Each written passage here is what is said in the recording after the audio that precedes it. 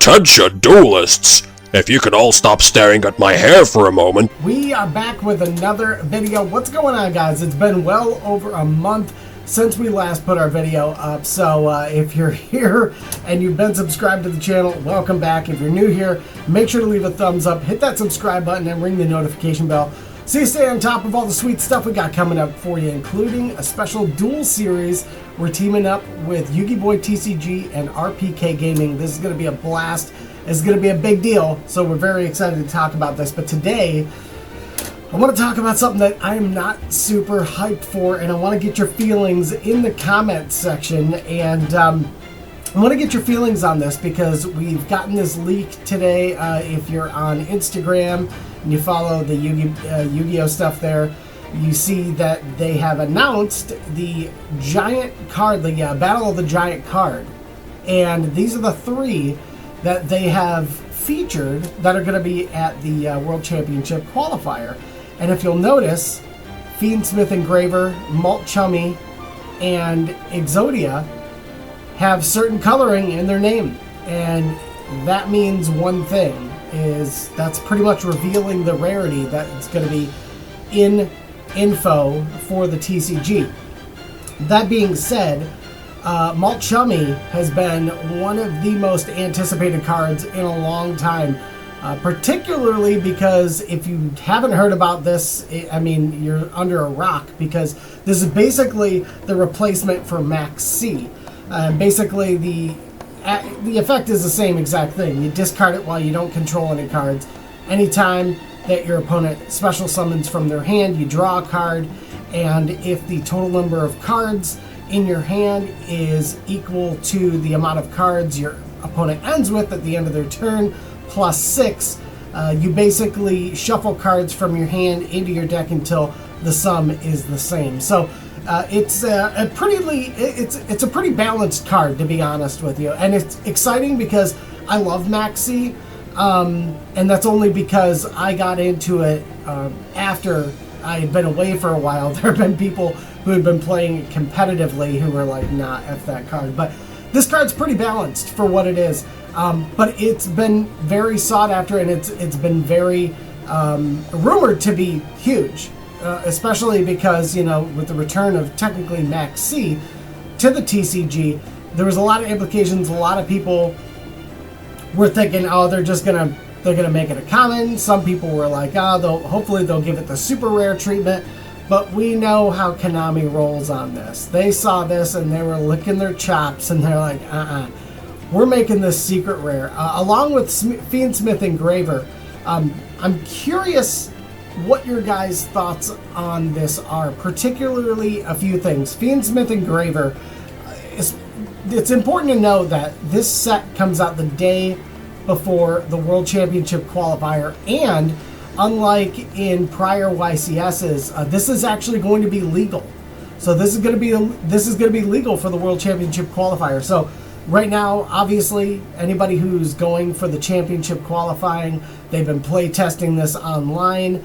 They've no doubt been ready for this, and they're going to acquire the cards that they need going into the WCQ. That being said, you take a look at a card like Malt Chummy in particular. Now, we know Fiendsmith is going to be huge. We know that the starter basically gets you into a Link 6. I mean, it's freaking crazy how nasty this deck is going to be. And we could see a changing of the guard, so to speak. I think people are still going to be playing Snake Eyes, but this is going to be interesting to see if there's a total meta shift. But what I'm more concerned about is Malt Chummy.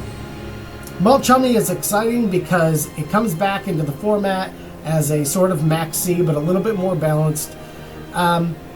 This card's a secret rare. I mean, we're looking at the lettering and the name. We can see that this card is a secret rare, and I have a feeling that this playset is going to be upwards to $400. Will it remain that? I guess that's one of the main questions, is will it remain there? Because I don't think it's really out of the question that something like this could very easily be $130. And, you know, that might sound obnoxious, and that's because it is. But we see how SP Little Knight still is holding insane value, and we're probably only gonna get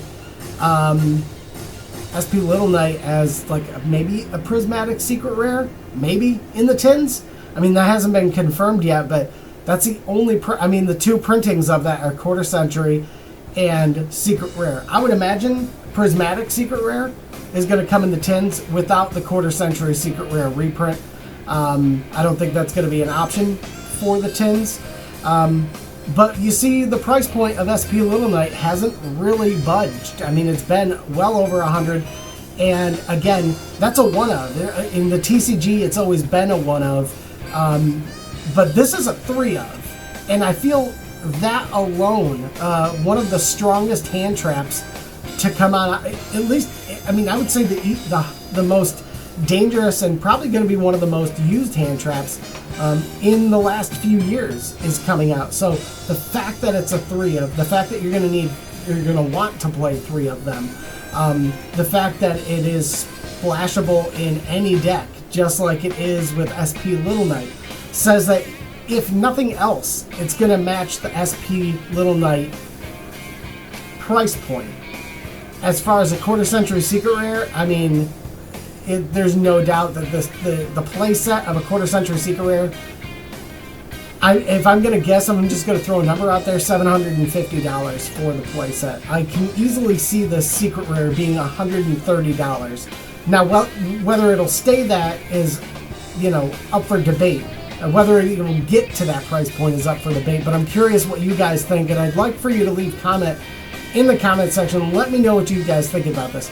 Do you think it'll remain fairly low, like low for secret rare standards, like $80, $75, or do you think it's going to be stuck in that SP Little Knight territory? Because all over like Zodiac Duelists and a whole other groups, people are like, Konami knew what they were doing with this, and this card is going to be ridiculous. And I don't know, I'm thinking because it is a 3 of in the main deck, and because it's basically that hype of kind of having Max C back, that this card's going to be insane.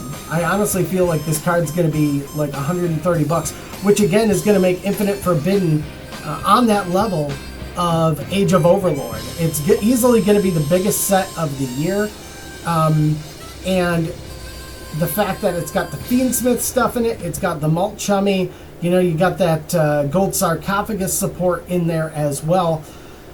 There's a lot of stuff in here that I'm looking forward to. Of course, it's got the Whitewoods, so it's got the world premiere of the Whitewoods, which I'm really freaking excited for. I've been playtesting that deck a whole bunch, so that's the one I'm looking forward to the most, and the Malt Chummy. Although Fiendsmith, it's easily going to be the most popular archetype within the set.